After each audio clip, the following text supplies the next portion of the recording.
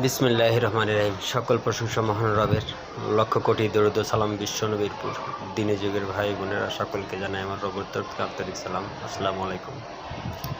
আজকে আমি কিছু কথা বলবো সৃষ্টি রহস্য নিয়ে।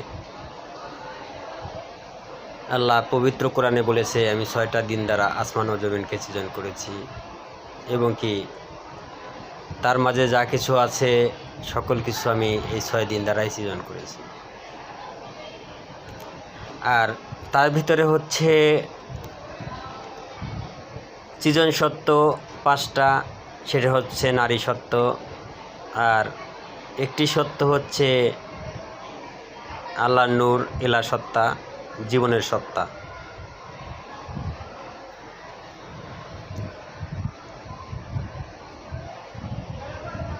সৃষ্টিকুলে যা কিছু সৃজন করা হয়েছে সেই পঞ্চসত্তার থেকে সৃজন করা হয়েছে। সকল সৃষ্টির শেষে সৃজন করা হয়েছে সেই আদমকে।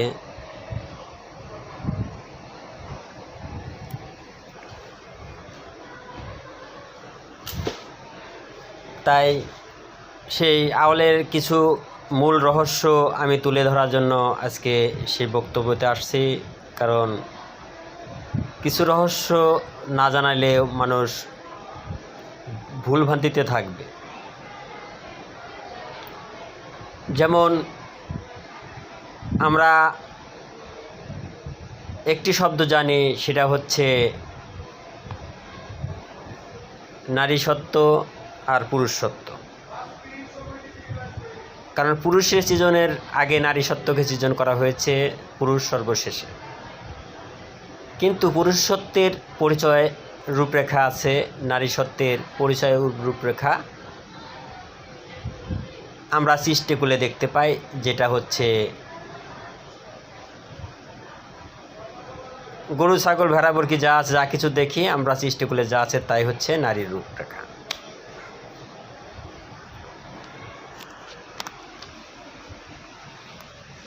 তার মূল সত্যগুলো প্রকাশ করা হয়েছে। সেই মূল সত্যগুলো হচ্ছে আগুন, পানি, মাটি, বাতাস, আধার। এই যে মূল সত্যগুলো বলা হয়েছে। কিন্তু আওয়ালে যে মোকাররমার কথা বলা হয়, সেই মোকাররমাকে, সেই বিশ্বমাতাকে, এগুলা অনেক কিছু জ্ঞানে বুঝিয়ে আজকে দিয়ে দিব।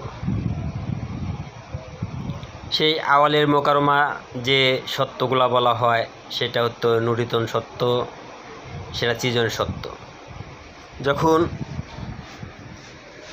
সর্বপ্রথম আল্লাহ সৃজন করে সেটা হচ্ছে কলব, অর্থাৎ তার আদম কাঠামো সৃজন করার জন্য, আদম তৈরি করার জন্য যা পরিকল্পনা, সেটাই হচ্ছে সৃজনের সত্য আসে, অর্থাৎ কলব, যে আমি আমার রূপরেখা প্রকাশ করব। এখন আমার রূপরেখা প্রকাশ করতে হলে, যে আমি যদি একটি উদাহরণ সহকারে বলি, একটি বাড়ি তৈরি করতে চাই, সর্বপ্রথম কি লাগে? চেতনা লাগে যে আমি একটি বাড়ি করব, তার নকশা কেমন হবে এমন। তারপরে কি লাগে? এই সৃজন করতে হলে আমার কি কি প্রয়োজন তাহা তৈরি করতে হয়, এবং কি তাহা তৈরি করা হয়েছে সেই 5টি নারী সত্য। সর্বশেষে যখন সকল কিছু আয়োজন হয়, তখন আমার বাড়ি করার পালা। তখন আমি বাড়ি করব। তখন কী দিয়ে বাড়ি করব? আমার এই 5টি সত্য দিয়ে আমি বাড়ি করব, যে সত্যগুলো সৃজন করা হয়েছে। এখন যে সৃজন সত্যগুলো আছে, সেই সৃজন সত্যগুলো কি? সেই সৃজন সত্যর মূল সত্য ছিল হচ্ছে সেই মোকাররমা। সকল সৃষ্টির মূল দিয়ে আদম বডিকে সৃজন করা হয়, আর এই আদম বডির নাম দেওয়া হয় হচ্ছে মোকাররমার। অর্থাৎ দেহর যে বডিটা রয়ে গেছে সেটা হচ্ছে নারী সত্য, মোকাররমার সত্য, যেটা আওয়ালে সৃজন করা হয়েছিল আদমের বডির মূল বডি।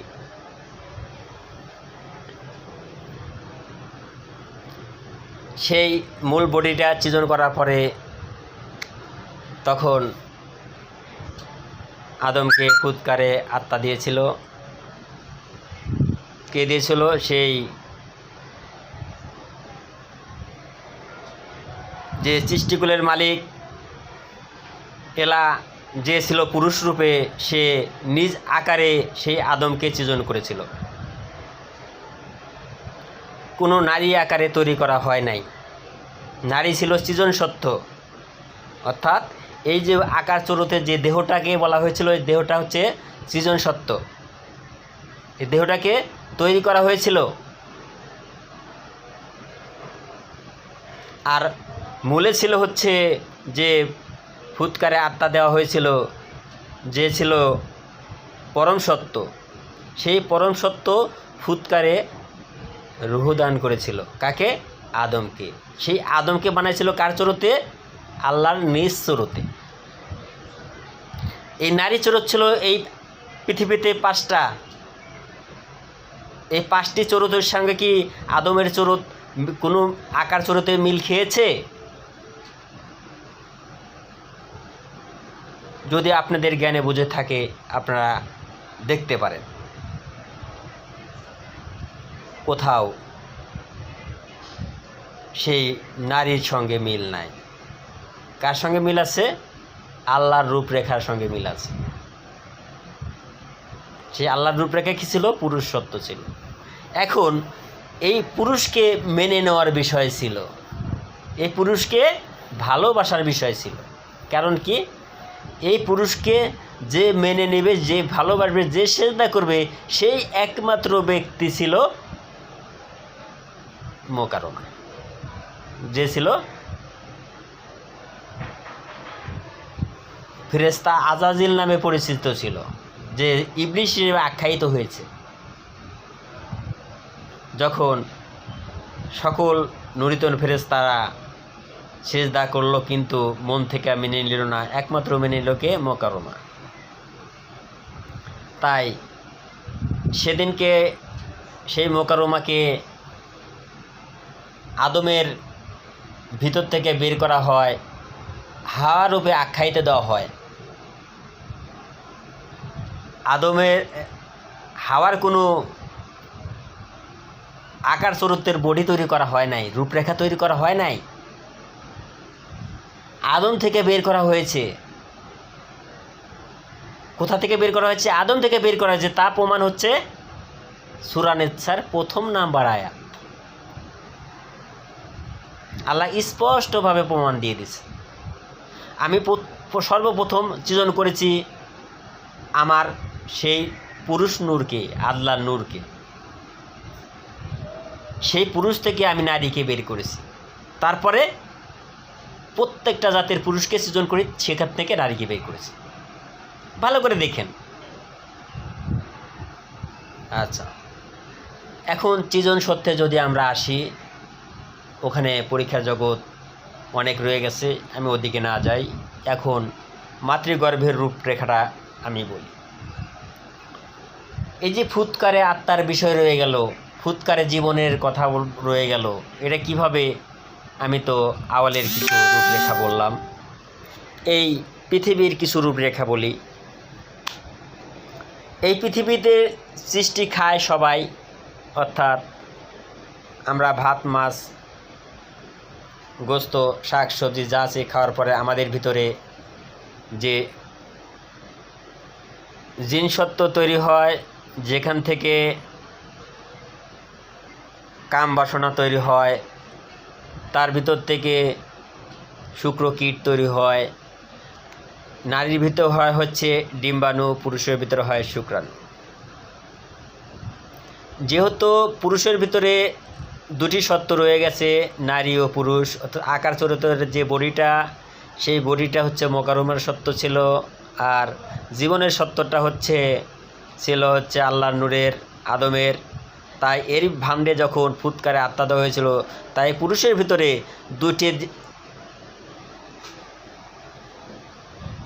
দুটি নফসি থাকে। কোনটা থাকে? একটি থাকে পুরুষ, একটি থাকে নারী।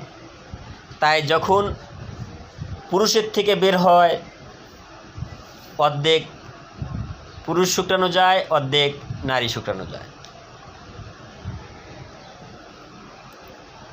আর এখান থেকে যা অ্যাকসেপ্ট হয় ওটাই হচ্ছে সে জন্ম পায়। এখন নারীর ভিতর হচ্ছে ডিম্বাণু, অর্থাৎ নারীর ভিতর রয়ে গেছে দেহভাণ্ডটা। পুরুষের ভিতর আছে কি জীবনের সত্য, অর্থাৎ যে শুক্রাণুটা ওটাকে বলা হয় জীবনের সত্য, যাকে বলা হয় ফুৎকারে দেওয়া হয়েছে। আর নারীর ভিতর যেটা দেওয়া আছে ওটা বলতে হয় দেহভাণ্ড, যাকে বলা হয়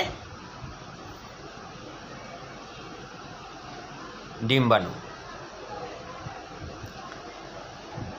একটি পুরুষ আকৃষ্ট হয় কাকে দেখে? আমরা মনে করি তার রূপরেখা সকল কিছু দেখে আকৃষ্ট হয় না। এই রূপরেখার পিছনে অন্য আকর্ষণ রয়ে গেছে। সেই আকর্ষণটা হচ্ছে আপনার ভিতর যে খাবারটা খেয়েছেন তাহার থেকে যে জীব সত্য উদয় হয়েছে, সেই জীব সত্য জীবনে ফিরে আসার জন্য উত্তেজনা তৈরি করে। সেটা নারীর ভিতরে করে, পুরুষের ভিতরেও করে। নারী পুরুষের কাছে যাওয়ার জন্য পাগল হয়ে যায়, আর পুরুষ নারীর কাছে যাওয়ার জন্য পাগল হয়ে যায়। কারণ ওই নারীর ভিতর থেকে যদি পুরুষের ভিতর যোগ না লাগাইতে পারে তাহলে কখনোই সে মানব রূপে আসতে পারে না। তাই নারীর ভিতরে যে মোকাররমার সত্য রয়ে গেছে, অর্থাৎ আওয়ালে যে পুরুষ থেকে বের করা হয়েছিল, মোকাররমাকে বের করে নারী তার সঙ্গী করে দেওয়া হয়েছিল, তাই পুরুষের প্রতি তার অধীর আগ্রহ, অধীর টান। তাই নারী পুরুষের চেয়েও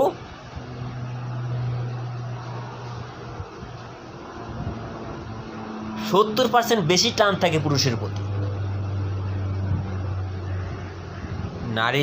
পুরুষের চেয়েও নারীর টান বেশি থাকে। দেখেন, একটি ছেলেকে যদি চান আপনি বেঁধে রাখতে পারবেন, কিন্তু একটি নারীকে কখনোই বেঁধে রাখতে পারবেন না। একটি পুরুষ যদি দুর্বল হয়, ওই পুরুষের কাছে কখনোই নারী থাকবে না। তার 1000 কোটি টাকা থাকলেও তাকে ত্যাগ করে অন্য পুরুষের কাছে চলে যাবে। কারণ কি? ওই কারণ একটাই। কিন্তু একটি পুরুষে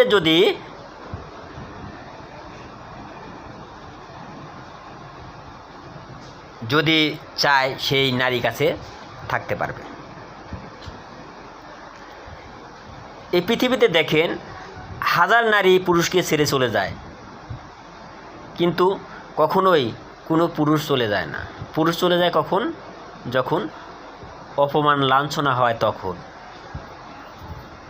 আর নারী যায় বিলাসিতায়, অর্থাৎ যখন তার যৌবনের চাহিদা মেটাইতে না পারে তখন সে চলে যায়।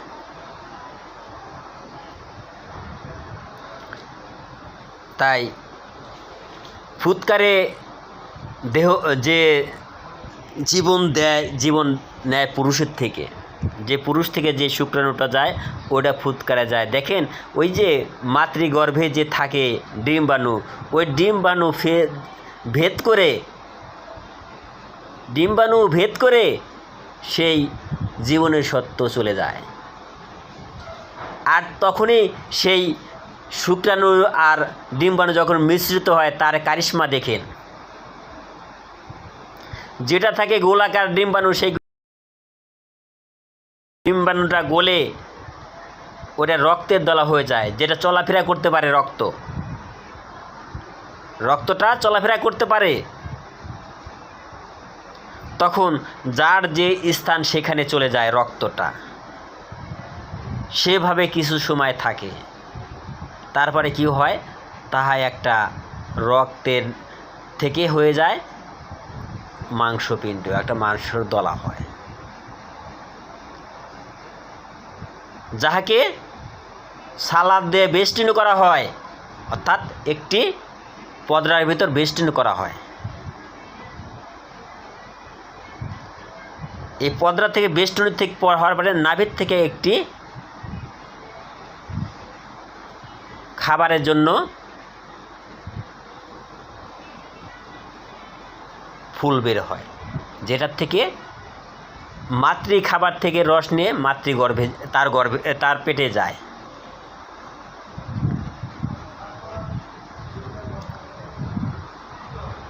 তাকে দেখে কে? তাকে লালন পালন করে কে? বিশ্বমাতা লালন পালন করে। কে পালন করে? বিশ্বমাতা লালন পালন করে। কার দিনে পালন করে? সেই আদমের দিনে পালন করে। আদমের দিন কিভাবে পালন করে দেখেন, যখন একটি স্বামী স্ত্রীর সম্পর্ক ঘটায়, ওই ভালোবাসা আছে বলে তাকে যত্ন ভালোবাসা দিয়ে তাকে জন্ম দেয়।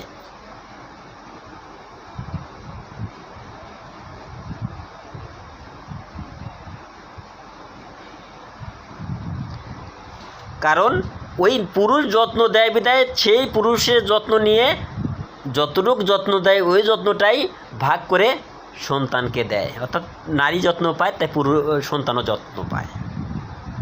এখন যদি দেখা যায় যে পুরুষ ওই নারীর যত্ন নেয় নাই, ছেড়ে দিছে, অর্থাৎ নারী বিবাহ হয় নাই, সম্পর্কে লিপ্ত হয়ে সন্তান চলে আসছে, তখন কি পরম যত্নে সেখানে মানুষ হয়, নাকি তাকে ফেলে দেওয়া হয়? পরম অবহেলার ভিতর ফেলে দেওয়া হয়। দিনটা কোথার থেকে আসছে ভালো করে আগে দেখেন, আগে গভীর চিন্তা করা শিখেন, আগে সেই আল্লাহর নূরের সাথে লিপ্ত হওয়া শিখেন, তখন বুঝতে পারবেন আসলে কোথার থেকে কি হয়।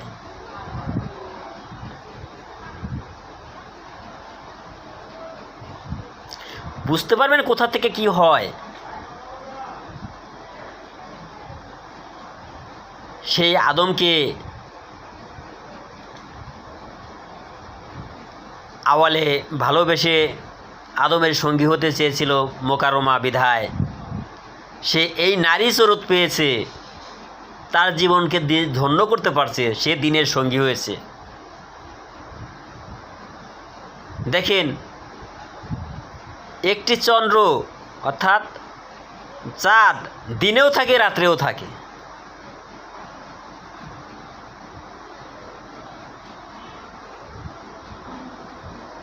দিনেও থাকে রাত্রেও থাকে, কিন্তু সূর্য শুধু দিনেই থাকে। তাই পিতাকে মানুষ চিনতে পারে কখন জানেন? এই জন্মদাতা পিতাকে চিনতে পারে বৃদ্ধ বয়সে যায়, যে আমার বাবা না আমার জন্য কত কিছু করেছে। আর আমার মুর্শিদ পিতাকে চিনতে হলে, আল্লাহর নূরকে চিনতে হলে আদম হইতে শুরু করে যেমন হাজার হাজার বছর চলে গেছে, এই হাজার হাজার বছর সাধনা করেও সেই জায়গা চিনতে পারে না। আপনি এত সহজে চিনে ফেলবেন?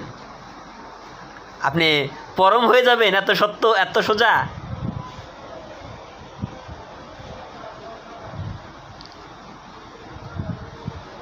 পরমের তো ধ্বংস নাই। আপনারা তো বলেন আমি পরম, তাহলে আমি গোটা বিশ্বের সামনে চ্যালেঞ্জ করতেছি, আপনিও সে তো সত্য, আপনি তো পরম সত্য, আমার সঙ্গে চ্যালেঞ্জ করেন। কতজন লোক আছেন আমার সঙ্গে যাবেন, আমি চ্যালেঞ্জ করে দেখাবো যে আপনার কথায় আপনি সমুদ্র, আপনি তো পানির সত্যের ভিতর থাকেন, পরম সত্যের ভিতর থাকেন, দেখেন না আপনার সত্য আপনার কথা শুনে কিনা। আপনার সঙ্গে আমার সঙ্গে আমি সমুদ্রে যাব, চলেন যাই। কতজন লোক আছেন? যাক, সমুদ্র বনে ভয়ঙ্কর হয়ে যাচ্ছে, ওখানে বাদ দেই, চলেন আমরা সুন্দরবন যাব, চ্যালেঞ্জ করেন, চলেন। যেখানে বাঘ সিংহ হরিণ থাকে,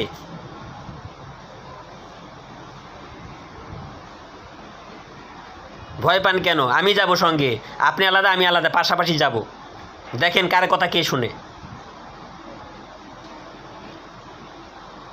সত্য চিরদিনই সত্যই থাকে, মিথ্যা হয় না, মিথ্যা কখনো সত্য হতে পারে না।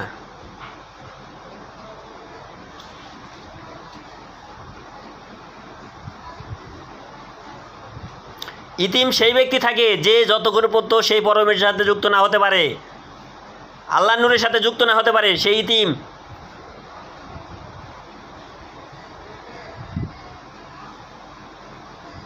তাই দেহবন্ধকে বলা হয় ইতিম। দেহবন্ধের ভিতরে আল্লাহর নূর আছে, সেই নূরের সঙ্গ যে দিতে পারে, সেই নূরের সাথে যে মিলিত হতে পারে, এই জীবন ফানা করে যে যুক্ত হতে পারে, সেই হয়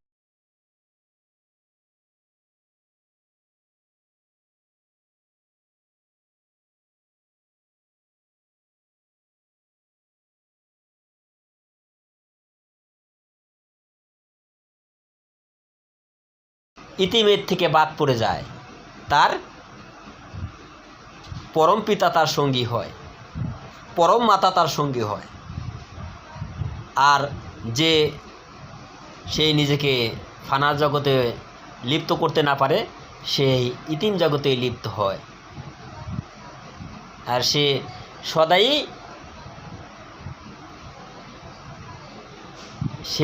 সদাই যদি সে যুক্ত না হতে পারে, নিজেকে ধ্বংস করে।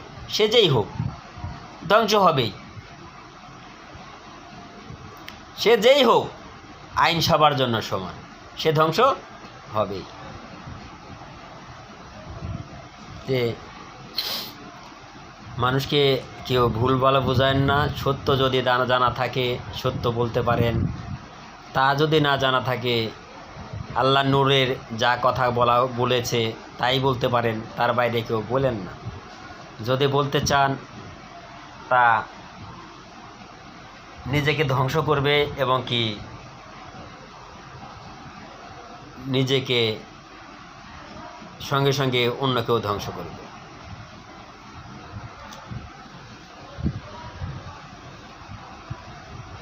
এই পৃথিবীতে আপনারা সকলেই স্পষ্টভাবে জানেন এবং কি দেখেন, কোরআনে বলেছে যে তোমরা সবাই নিচে নেমে যাও এবং কি আল্লাহর তরফের হেদায়েত যদি তোমাদের কাছে পৌঁছায় তোমরা তা মেনে নিও।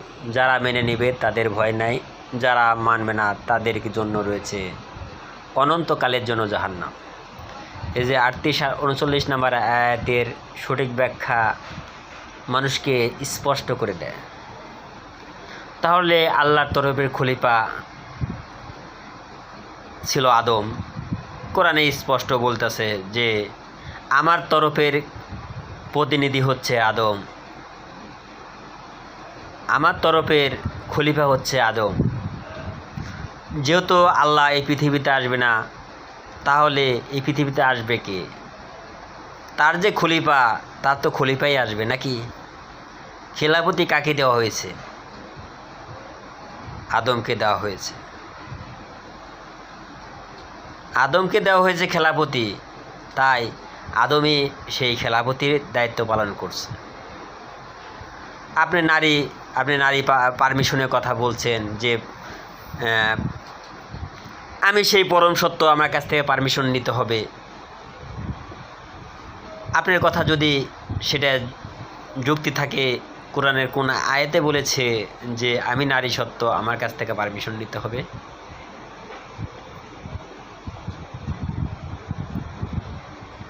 কোরআনে কোন আয়াতে বলেছে যে আমার তরফের খলিফা হচ্ছে নারী, সেই নারীর কাছ থেকে হেদায়েত নিতে হবে?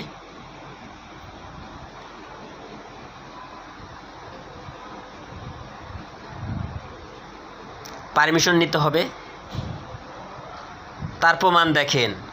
যখন আপনার হেদায়েত নেওয়ার প্রয়োজন ছিল, ছুটে দৌড়ায় গাড়ি ভাড়া দিয়ে এবং কি পকেটের টাকা খরচ করে সেই আদম নূরের কাছে দৌড়ায় গিয়েছিলেন। আদম নূর কি আপনার কাছে আসছিল? আসে না।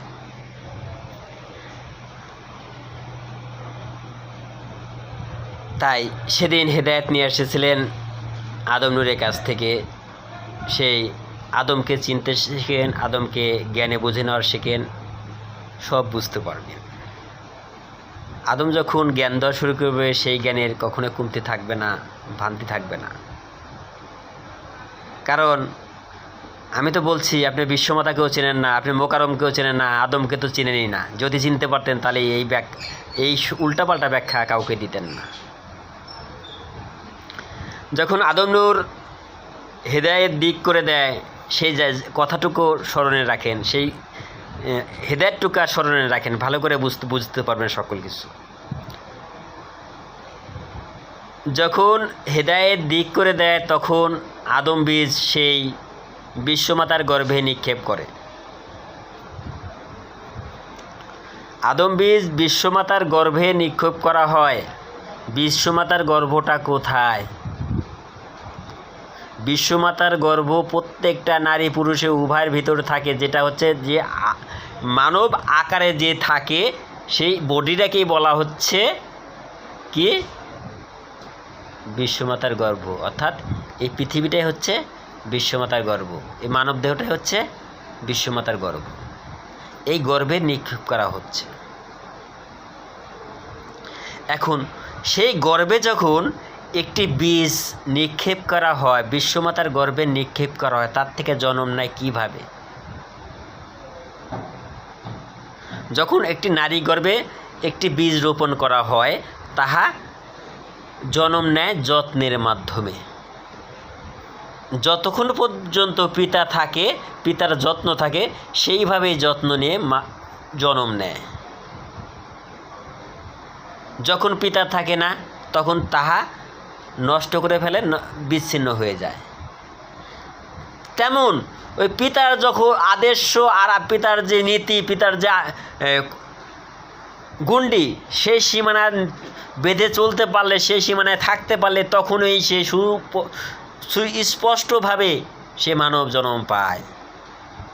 সেই মানব জন্ম পাওয়ার পরে তার ভিতর যখন সেই বিশ্বমাতা সকল কিছু জ্ঞানে বুঝে দেয়, তখনই একমাত্র সেই জ্ঞানটা ধারণ ও পালন করা সম্ভব। সেই বিশ্বমাতা কোথার থেকে জ্ঞান পায়? সেই আল্লাহর নূরের থেকে জ্ঞান পায়। সেই আল্লাহর নূরের কোথার থেকে পায়? আল্লাহর নূরটাই পায় হচ্ছে এলার থেকে। আল্লাহর নূর ছিল আদম, আর আদম জ্ঞান পায় হচ্ছে এলার থেকে, আর বিশ্বমাতা পায় আদম থেকে। তাই বিশ্বমাতা সেই সন্তানকে সেই শিক্ষা দেয়, আপনি পরম সত্য। পরম সত্য তুমি কোনো মরণ নাই, পরম সত্যের ধ্বংস নাই, পরম সত্যের কিচ্ছুই হয় না।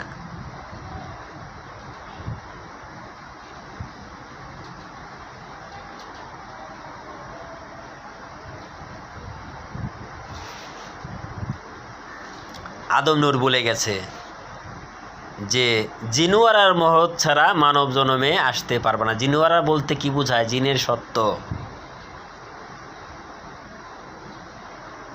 জিনুয়ারা বলতে কি বোঝায়? জিনের সত্য। জিন সত্য কোনটাকে বলে? এই সৃষ্টিকে বলে। এখন যদি আমি খাবার না খাই, আমি কয়দিন বাঁচবো? 1 সপ্তাহ। তারপরে আমি পটল তুলব, চলে যাব। আর জিনুয়ারার সত্য, অর্থাৎ জিন সত্য, যদি আমি খাই, ধীরে ধীরে ধীরে তাকে আমি যত্নের মাধ্যমে গড়ে তুলতে পারবো। তাহলে সৃষ্টির রহস্য আগে ভালো করে জানেন, সৃষ্টির রহস্য আগে জ্ঞানে বুঝে নেন, তাহলেই বুঝতে পারবেন। আওয়াল, বর্তমান, আখের, বাতেন সব বুঝতে পারবেন। দেখেন, আল্লাহ স্পষ্টভাবে বলেছে, যদি আমাকে নিয়ে ভাবো, আমাকে নিয়ে চিন্তা করো, গবেষণা করো, আগে আমার সৃষ্টি নিয়ে ভাবো। দেখো, বিশাল আকাশ আমি খুঁটি ছাড়া রেখেছি, বিশাল জমিন আমি ভাসমান রেখেছি।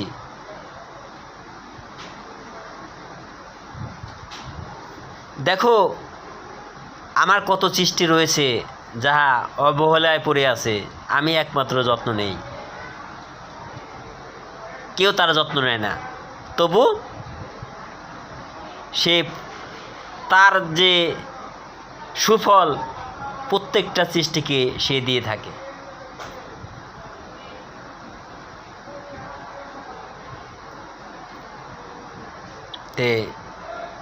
যে যাই বলবেন বুঝে শুনে বলবেন।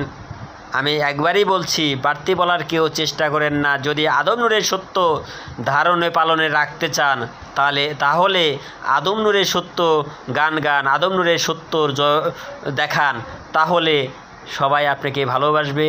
আপনারা প্রত্যেকটা জায়গায় ধর্মের প্রকাশ করতে পারবেন। অন্যথায় নিজেকেও ধ্বংস করবেন, পাশাপাশি আপনাদের অনুসরণ যে করবে সেও ধ্বংস হবে। আওয়ালে হাজার কোটি নুরিতন ফেরেশতা থাকলেও একজনই মাত্র সেই আদমের সঙ্গী হতে পেরেছিল।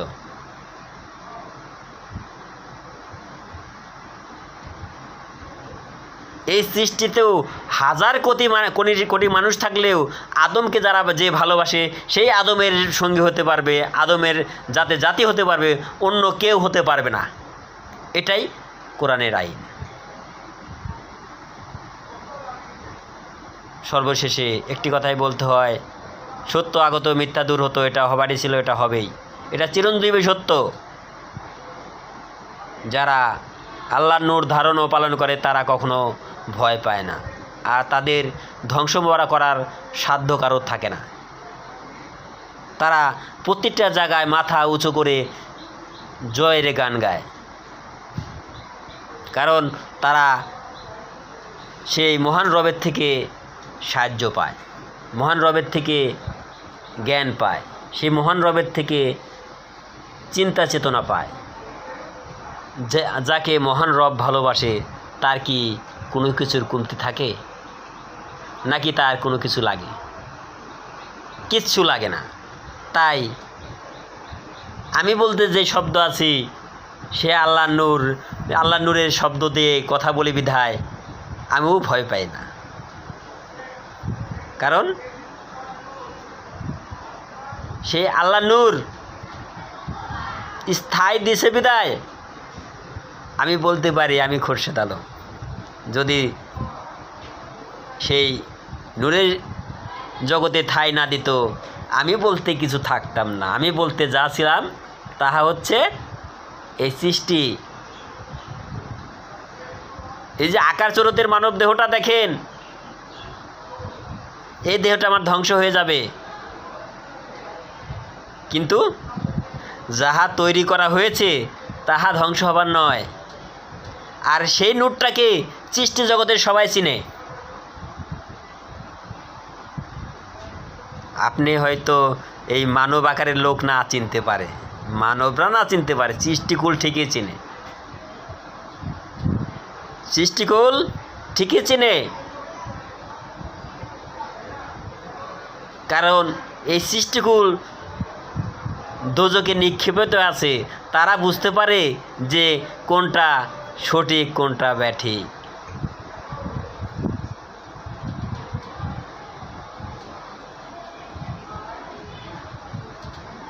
তাই সবাইকে একটি কথাই বলবো, জ্ঞানে আসেন, হুঁশে আসেন। আল্লাহর নূর কি বলেছে, আল্লাহর নূর কিসের দাওয়াত দিয়েছে, আল্লাহর নূর কি করতে বলেছে তাহা ধারণ ও পালন করেন। আমাকে মানতে হবে না, আমি মানার কেউ না।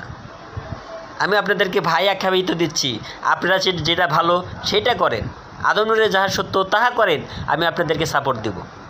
যদি তার বাইরে চলে যান, এক সুতা বাইরে গেলেও আমি কাটায় কাটায় ধরে আপনাকে চোখের সামনে দাঁড় করে দেখা দিব।